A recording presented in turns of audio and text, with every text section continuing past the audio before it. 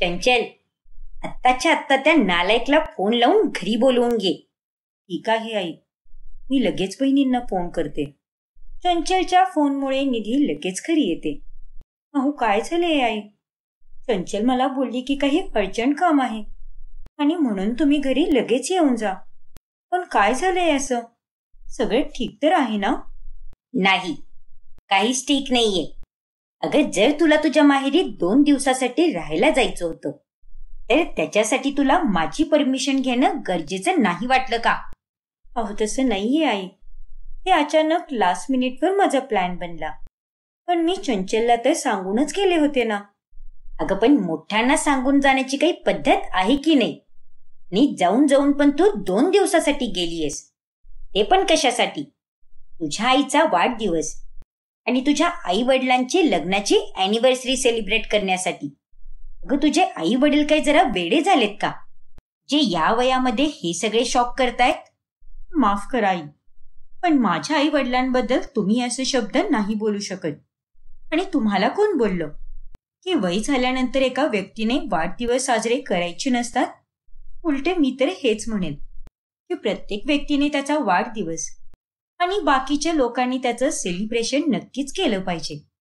हा, तुम्ही जर ते करत नसाल तर काहीच गोष्ट नाही, पण याचा अर्थ असा थोडी नाही की बाकीची लोक पण ते नाही करणार. तुझी जीभ तर एका कात्रीप्रमाणे चालायला लागलीये.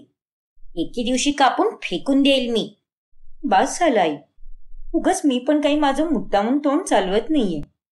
जे आहे तेच बोलत आहे मी. ठीक आहे, केला ना मग वाढदिवस. मग आता इथेच थांबून घे. परत माहेरी जायची काहीच गरज नाहीये. काय? हो, आणि तुला जर तिकडे जायचंच असेल तर तू कायमस्वरूपीच निघून जा.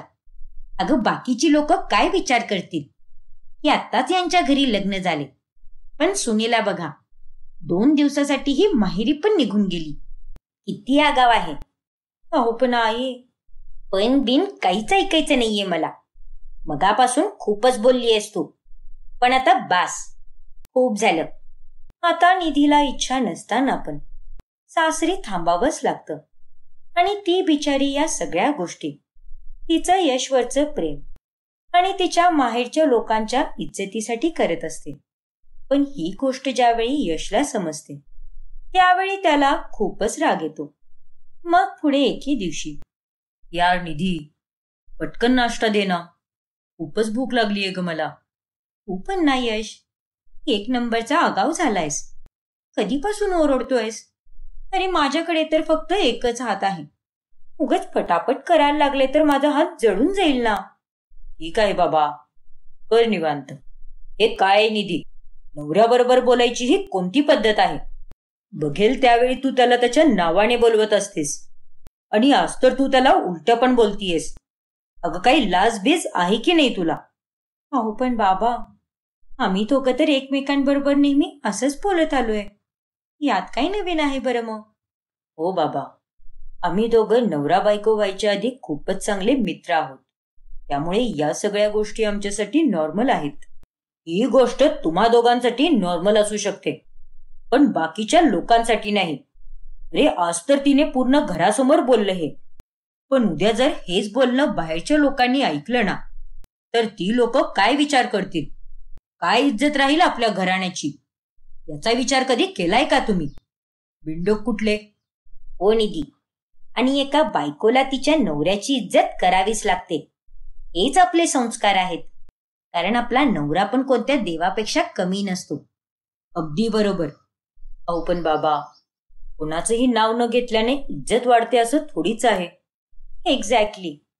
जर मी यशला त्याच्या नावाने बोलवते याचा अर्थ असा थोडी ना आहे की मी त्याचा कोणता अपमान करतीये. माझ्या मनामध्ये त्याच्यासाठी तेवढीच इज्जत आहे आणि तेवढंच प्रेम पण आहे. आणि जर इज्जत द्यायचीच असेल तर बायकोनेच नवऱ्याला का द्यावी बरं? नवरा पण बायकोला देऊच शकतो ना, मग तो का तिचं नाव घेतो? तेच तर बाबा, हे फालतूचं ज्ञान कोणा दुसऱ्याला देऊन या, मला नाही. या घरामध्ये जे मी बोललोय तेच होणार. त्यामुळे या विषयावर मला आता काहीच चर्चा नकोय. गपचूपपणे ही गोष्ट तुमच्या आयुष्यात लागू करा. बाकी मला काहीच नाही माहिती. कारण मला माझी इज्जत खूपच प्रिय आहे. एवढं बोलून प्रताप तिथून निघून जातो. पण यश आणि निधीला या गोष्टीचा खूपच राग येतो. पुढे एके दिवशी, नाही बेटा, नक्कीच काहीतरी आहे जे तू माझ्यापासून लपवत आहेस. अगं, त्या दिवशी पण तू अचानकपणे घरी निघून गेलीस आणि परत आपल्या घरी आली पण नाहीस. आई आहे मी तुझी, आणि मी तर तुझा आवाज ऐकूनच सगळं नीटपणे समजू शकते की तू नक्कीच कोणत्या तरी काळजीत आहेस. अगं नाही आई, मी अगदी खरं बोलतीये. असं काहीच नाहीये. उगाच तू जरा जास्तीचा विचार करतीयस. मी यश बरोबर या घरामध्ये खूपच आनंदात आहे आणि या घरी सगळ्या गोष्टी अगदी मस्त चालू आहेत. आणि राहिला प्रश्न त्या दिवसाचा, तर मी खरंच सांगतेय आई, त्या दिवशी आईंची तब्येत खूपच खराब झाली होती आणि म्हणूनच मी आपल्या घरी नाही येऊ शकले. नाहीतर मला पण तिकडे यायची खूपच इच्छा होती. ठीक आहे निधी, जर तू एवढं बोलतीयस तर ते खरेच असणार आहे, आणि तसं मला तुझ्यावरती पूर्ण विश्वास आहे. पण बाळा, जर कोणतीही गोष्ट असेल ना, तर ते मला नक्की सांग. असा विचार बिलकुल पण नको करूस की तुझी आई काळजी करेल. हे बघ निधी, मी नेहमी तुझ्या पाठीशी उभी आहे. माहितीये आई, त्यामुळे हे तुला सांगायची काहीच गरज नाहीये, कारण तू तर या जगातली बेस्ट आई आहेस. मग निधीचं बोलून झाल्यानंतर, हे सगळं काय होतं निधी? तू आईंसोबत असं खोटं का बोललीस? अगं, मी बघू शकतोय की या घरामध्ये तुला किती त्रास होतोय, आणि ते पण फक्त माझ्यामुळे. कारण आई बाबांनी तर तुला तुझी स्वप्न पूर्ण करण्यासाठी नाही बोललं. अरे नाही यश, मला या घरामध्ये काहीच त्रास होत नाहीये आणि मी माझ्या स्वप्नांवरती फुल स्टॉप पण लावलेला नाहीये. बघ तू, एक ना एक दिवस मी माझी स्वप्न नक्कीच पूर्ण करेल. पण आता जर बघायला गेलं ना, तर माझ्या आयुष्यात अशा काही गोष्टी चालू आहेत ज्या मला पहिला नीट करायच्या आहेत. मग त्यानंतरच मी माझ्या स्वप्नांवरती नीटपैकी काम करू शकेल. आणि ते काम आहे आई आणि बाबांचं मन जिंकणं. नाही निधी, अगं एवढ्या वर्षात ही लोक नाही सुधरू शकली, मग आता कशी काय सुधारतील ती? माफ कर मला, पण माझ्याशी लग्न केल्यामुळे तुझं आयुष्य तर खराब होऊन गेले. अरे तू वेडा झालायस का? उलट तुझ्याशी लग्न केल्यामुळे तर मी खूपच आनंदात आहे. उगाच काही पण बोलत असतोस तू. हे बघ, आपल्या घरात जे पण काही चालू आहे ना, ते फक्त एक आयुष्याचा भाग आहे आणि बघता बघता हे पण दिवस निघून जातील. पुढे एके दिवशी, ज्यावेळी निधी गल्लीतील बायकांबरोबर बाहेर जाऊन घरी परत येते, त्यावेळी, अगं, आता येतेयस तू? कधीपासून बाहेर गेली होतीस? कुठे गेली होतीस तू? अहो आई, हे गल्लीमध्ये माझ्या नवीन मैत्रिणी बनलेत ना, मग आम्ही सगळ्यांनी ठरवलं होतं की एका कॅफेमध्ये जाऊन किटी पार्टी करायची. खरंच आई, आम्हाला तर आज खूपच मजा आली. हे बघ निधी, आज तर तू गेलीस, पण परत नाही जायचं, समजलं की नाही? काय? पण यामध्ये काय प्रॉब्लेम आहे आई? आहे प्रॉब्लेम, कारण माझी अजिबात इच्छा नाहीये की तू गल्लीतल्या बाकी लोकांच्या जवळ जावीस. कारण एकदा का जर तू त्यांच्यामध्ये मिक्स झालीस ना, तर आपल्या घरच्या गोष्टी बाहेर जायला 1 मिनिट पण नाही लागणार, आणि ही गोष्ट मला किंवा तुझ्या बाबांना अजिबात नाही आवडणार. ओफो आई, मी काय आता लहान आहे का? मला समजतं ना तेवढं की बाहेर कोणती गोष्ट सांगायची आणि कोणती गोष्ट नाही. सासू मी आहे की तू आहेस? अगं, प्रत्येक गोष्टीमध्ये स्वतःच चालवायला तुला लाज कशी काही नाही वाटत? सगळ्या लोकांपासून जरा लांबच राहा. एवढं त्यांच्यात मिसळायची काहीच गरज नाहीये तुला, नाहीतर पुढे जाऊन ते आपल्यालाच त्रासदायक ठरू शकतं. निधी आपल्या सासूचं बोलणं गपचूपपणे ऐकून घेते. पुढे एके दिवशी, अहो वहिनी, मला तुम्ही सँडविच बनवून द्याल का? मला तुमच्या हातचं ते सँडविच खूपच आवडतं. हो हो, का नाही चंचल, फक्त मला हे शिलाईचं काम पूर्ण करू दे.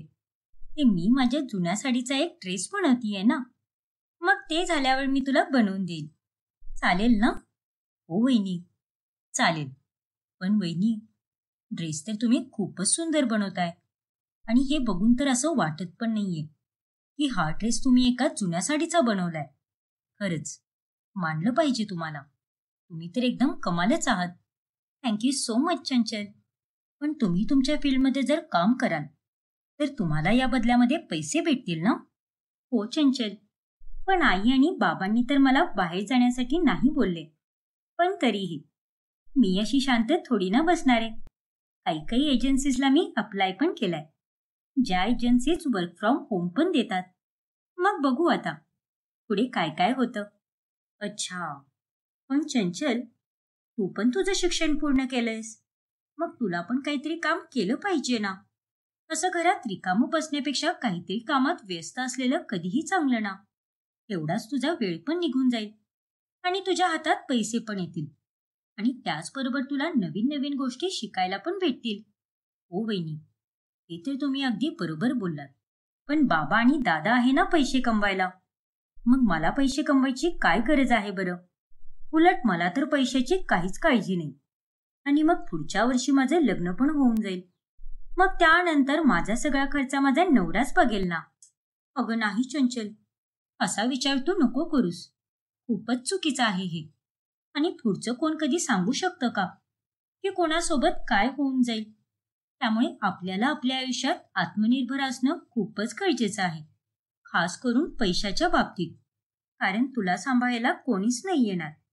आणि देव ना करो, उद्या जर तू एकटी पडलीस तर त्यावेळी तू काय करणार आहेस बरं? हो वहिनी, असा विचार तर मी कधी केलाच नाही.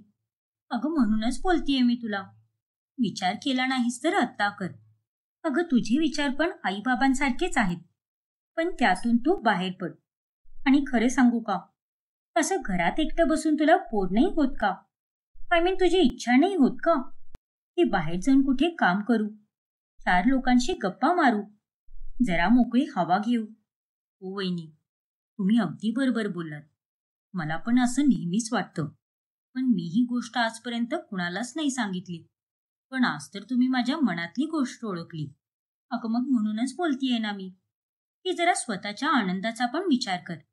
हे बघ, मी तर या घरची सून आहे, पण तू तर या घरची मुलगी आहेस ना.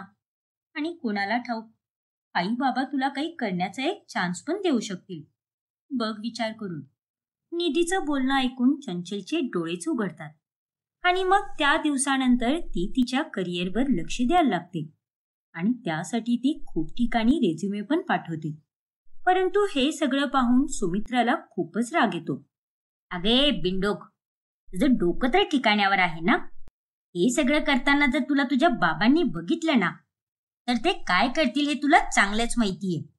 अगं पण आई, मला पण काम करायचे, आत्मनिर्भर व्हायचे. अगं तू काय जरा मूर्ख झालीयस का?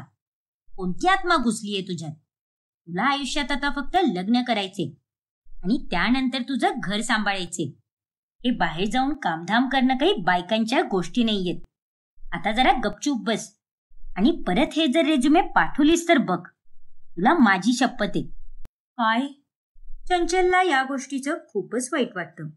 पुढे काही दिवसानंतर अचानकपणे निधीला एका मोठ्या फॅशन डिझायनरचा फोन येतो आणि त्या लोकांना तिचे डिझाईन खूपच आवडतात आणि त्यामुळे ते तिला हायर करण्याचा विचार पण करतात. काय? हो बाबा, मनीष मल्होत्रा. अहो तुम्ही तर त्याचं नाव ऐकलंच असेल ना. त्यांना निधीचे कॉस्ट्युमचे डिझाईन खूपच आवडलेत आणि म्हणूनच त्यांनी तिला त्यांच्या टीममध्ये घेण्याचा विचार पण केलाय. आणि निधी, तुझे स्वप्न पूर्ण करायची आता वेळ आलेली आहे. अरे गप्प बस तू, कोणी कुठेच नाही जाणार. पण तुझ्या काय डोक्यावर जरा परिणाम झालाय का?